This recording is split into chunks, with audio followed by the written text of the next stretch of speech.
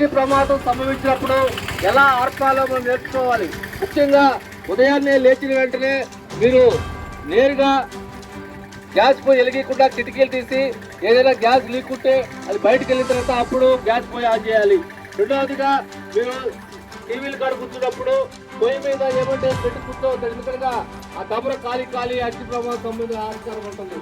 కట్టెల పొయ్యిలు ఉన్న వాళ్ళైతే వంట చేసిన వెంటనే గొంతులు పూర్తిగా ఆఫ్ చేసేది.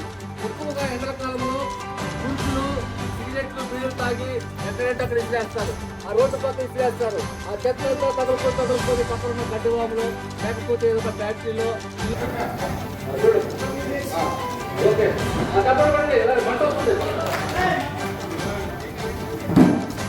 నువ్వు బాగా పెట్టేదమ్మా అంటే దాన్ని నువ్వు బాగా పెట్టేదమ్మా అంటే